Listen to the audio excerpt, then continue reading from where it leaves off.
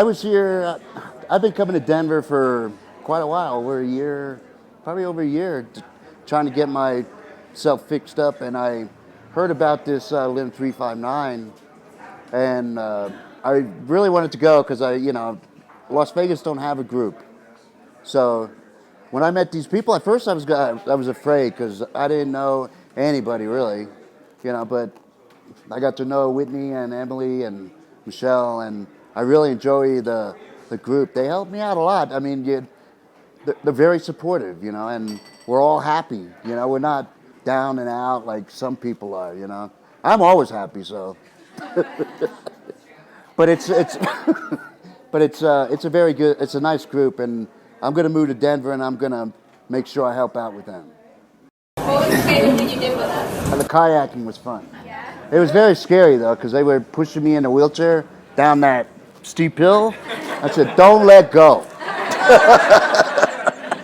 And once I got in, it was fun. I mean, I had a great time. Well, thanks for everybody. Thanks for coming. And sorry, I don't know what else to say, but. People with disabilities are, in my opinion, hand down, the most interesting culture on the planet. I say that because we don't discriminate against race, we don't discriminate against religion, we don't discriminate against age or sex or even other disabilities. We have the largest minority group and the only one you can join at any point in your life, which many of you know because you're here today. Though not everyone views himself or herself as being disabled, they may use a play on words and say, "I'm not disabled, but I do have a disability." I'm not here to label anyone or make anyone feel that they must conform to a group. I'm just letting you know that I have a disability and it's affected my life greatly. Let's look at some examples. Like my career as a ballerina. Though many young girls don't end up in ballet class, I was in it for the tutu. If I could wear a tutu right now and it'd be socially acceptable, you bet I'd be wearing one. I don't know how many of you have tried ballet with a prosthesis. It's not very easy. It's not really even symmetrical. That probably has to do with when you're doing a plie, you're supposed to go straight down, and I tend to go sideways. When you make circles with your arms, you probably should be able to fit your head through it. So my dancing career did not take off from there. It actually never had to take a chance to take off because I can't do the easiest dance in the world, the YMCA. If you looked into a room and saw me doing the YMCA, you'd probably move along to the next room. So let's agree that song will never be played at my wedding. Neither of those are really perks of not having an arm and leg, but I feel the need to mention my love of tutus any chance I can. I will sometimes admit, this is for Zach Harvey, that I was almost a black belt in karate. Truthfully, karate had a few perks for me, especially when it came to fighting other people. I found that I got the feeling guilty for me card whenever they noticed I didn't have an arm.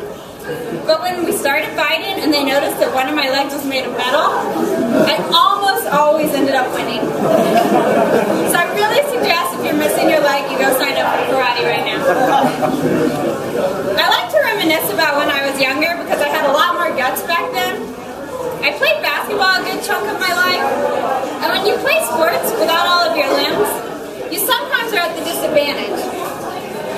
Now, I don't consider being out of shape a disadvantage. I do consider bad aim to be a disadvantage.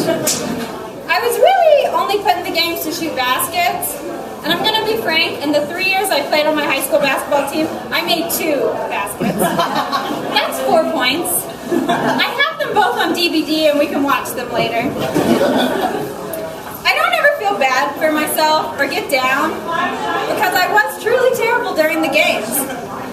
But I realized early in life that the referees would not call fouls on me. That sort of gave me a bit of an aggression problem, or because it was so lightning fast from my days in karate, that no one seemed to notice when I shoved it in a girl's side, or her front, or her back, or anywhere I could get it. Let me show you this really cool move that I can do. I kind of think I'm a badass. At our first Limb 359 event, a child of one of our attendees who had all of his limbs asked me where my arm was. Now, this is a much more fun question to answer than how did you lose your arm? Where could my arm be? It most certainly wasn't on the right side of my body where it should be. It wasn't in my car or in my bathroom or my closet, though that's where I keep my fake arms. So I decided to go with it's in my mother's belly. That seemed pretty believable because I was born without it. It might have stayed in there for safekeeping. Let's be honest, it was too believable. He won't ever ask that question again. Everyone gets stared at because they're different. It's just a fact of life. Let's be honest, we always stare at the girl with the crazy hairdo and wonder what in the world made her want to do her hair like that. We can obviously translate that into our lives. People stare at us because they wonder where in the world our limb went. Now, everyone has great comments about how they lost their limb, though a shark bite is probably not very believable in Colorado. I know everyone's thought about it. Let's be honest, a shark bite can make you famous. Let's look at the Soul Surfer girl. If she lost her arm on a coral reef, she probably wouldn't have her own perfume line. And let's face it, I want my own perfume line.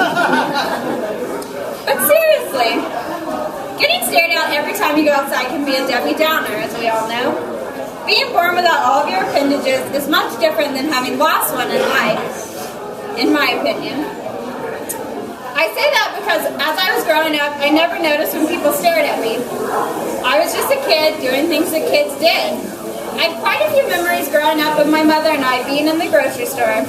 She liked to use the tactic of having me walk to the other aisle to look for something, and once I got there, I would hear her screaming at the top of her lungs at whoever dared to stare at me. I think I was more embarrassed than the person that dared to stare at me. As I've gotten older, I'm more aware of the stares. Sometimes I think it's like my superpower force field is slowly wearing off. It's really very interesting to me that the older I get, the more I realize that I'm different. I wonder why that might be. Am I becoming less innocent and more cynical each day? Learning to live with the bodies that we have can be a real challenge.